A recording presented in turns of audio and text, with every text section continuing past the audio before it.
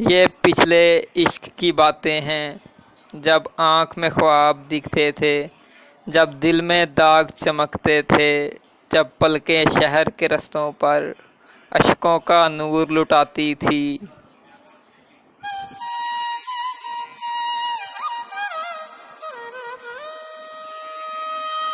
जब सांसें उजले चेहरों की तन मन में फूल सजाती थी। जब जब चांद की रिमझिम किरणों से सोचों में भंवर पड़ जाते थे। जब एक तला तुम रहता था अपने बेअंत ख्यालों में। हर अहद निभाने की कसमें,